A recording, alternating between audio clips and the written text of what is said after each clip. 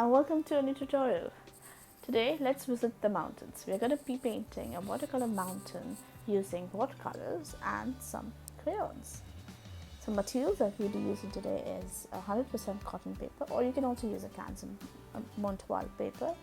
Tape the paper onto the board and we will do a basic sketches of the mountain. It's not going to be something very different. You can make a sketch of the mountain as you like. There's no way of actually doing the mountains. I leave it up to your imagination, or you can just pause the video and do the exact sketch if you are comfortable with that. Then I'm going to be using a very normal wax crayon or oil pastels. This is the most oldest oil pastel that I have. It's a white color oil pastel, and then I'm going to very slowly I'm going to add the oil pastels all over the painting wherever I want to basically save the whites. Instead of using a masking fluid, I am using the crayons. I'm adding it on the top layer of the mountains, basically where the peaks of the mountain are. Masking fluid makes it a little difficult to know. This is the most easiest way to paint. You can also take your children, your small little children, and add them. Use this technique.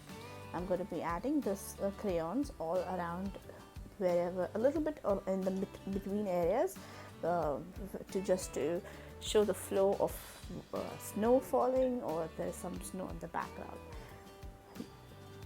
Also, you cannot actually see when you are adding the white color with the oil pastel, so you can probably touch and see them, or you can tilt the board to actually see where you've added the white color, and just to get a glimpse of how much color you have added on the board. Okay, so make sure you're adding the colors on the directional, the falling down direction. Right, it cannot, when you're doing on the right side mountain, it's on the right side falling, and when you're doing on the left side mountain, it's going to be in the left side direction. So it has to be coming downwards. It's coming towards you. It cannot go straight. It cannot go coming straight in the straight direction. It has to be a little slanting. Now I'm going to take my round brush, mop brush, and add water only to the sky. We're going to start painting in little chunks, not the whole thing together. So just wet the sky, and I'm using an ultramarine. You can use ultramarine or Prussian blue for the sky. Again, make sure your strokes are going from left to right direction or right to left direction. Okay, I'll also be adding some crimson to the sky, a very little crimson, just to give that nice winter sunset effect. Make sure your paper is still wet when you're adding the second layer of color, which is your crimson. Again, now crimson, I'm adding the crimson from right to left. Make sure your strokes are either going from right to left or left to right in one direction. It should not be like going both the direction, coming in the between. Again, for the mountains, now let the paper dry, let your sky dry properly, and then start working towards the mountain. I'm going to add a layer of water all around the mountain. Now you would notice that wherever there is the oil pastels, the crayon, the water will just be floating on the top. It's not absorbing the water, and you can actually see it's repelling the water. So it exactly works like masking fluid. It's just this cannot be removed. This is quite permanent. Stick again. I'm using ultramarine for my snowy mountain. Just go in again. Make sure this is a very light shade. First we'll add a lighter shade, and then add a second layer of a darker shade. Again, make sure that the strokes are coming downwards. They are not going in any direction. You would see my brush is only flowing in one direction, one or two direction, but they're all going in a downward stroke. Again, make sure that the strokes are going downwards, or they have to be in the downward direction. Now I'm going to increase the pigment of the ultramarine, and add some little bit of crimson too, because since it's snow, it's white, and the sky is also has a little bit of crimson, so it will reflect into the mountains. And so the reflection mountain will be a little bit of ultramarine plus a bit of crimson. So you can add both. You can now increase the pigment of the color for your ultramarine and crimson.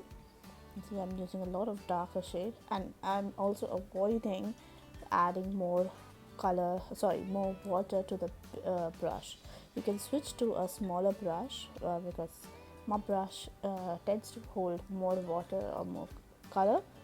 So you can switch to an 8 number brush and continue adding some more strokes of darker tones of ultramarine and crimson.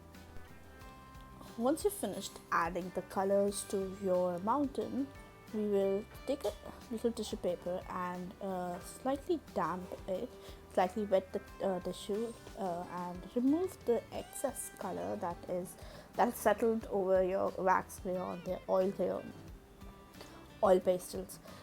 Reason is because some places I like that effect, that half colored effect. I really like it, but in some places I just want it to be plain snow white.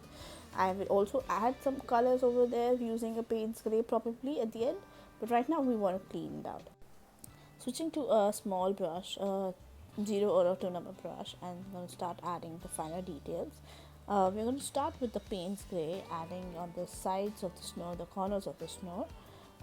This is going to be where the snow is ending, and then we add the Payne's Grey.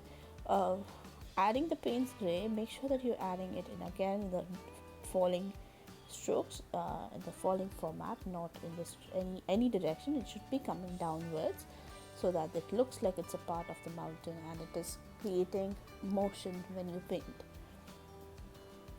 Keep adding the color. Make sure again you start with the lighter tone of the color and then slowly build up the pigment, since it is easier to determine where you want to make it darker and where you just want to give it a little touch of a shadow, not much. This also acts like creating shadow on the top of the mountain where the snow is.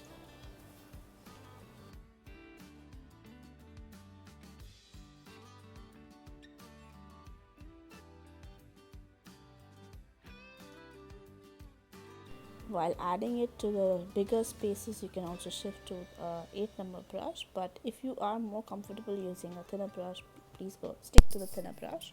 Here I wanted to add to a bigger space the same color, that's why I've switched to an 8 number brush. Again, as I mentioned, wherever you have the markings of snow with your oil pastels, you can add this little Payne's Grey to give that nice depth. Now here I'm also brushing off the same color in the white zone where I picked up the color earlier. Here, as I mentioned in the previous, that I would be adding some color to it, but at the end I'm just brushing off some color to get the nice effect. After you've done adding the Payne's Grey, you can also add a little bit of touch up of the blue in some places. Using a little bit of Payne's Grey, add a little color to the top tip inside wax crayons, the oil pastels, just to give a little bit of details of lines, or as if there is a snow between, as if there is a stone between the snowy areas. And then that's about it for our mountains. Now I'm going to switch back to my thinner brush and take a Payne's Grey. Now this is going to be like a deeper Payne's Grey, more pigmented color, and add a little birds, because without birds I think landscapes are quite incomplete. Make sure when you are adding your little birds, they are very very tiny, thin, as thin as possible and as tiny as they're possible, because you have to remember the proportion of the bird cannot be more than your scene or your mountains. They have to be very tiny, like tinier than your nail. Feel free to add as many birds as you like, and that's it. I hope you guys enjoyed this tutorial, and if you do try this, do tag us and do share with us. We would love to see your work. Make sure you remove your masking tape very slowly, and also you're removing it from the outside. As you can see, I'm peeling it off outwards, not inwards. This helps to not to tear your paper while it's still wet or it has been stuck for very long.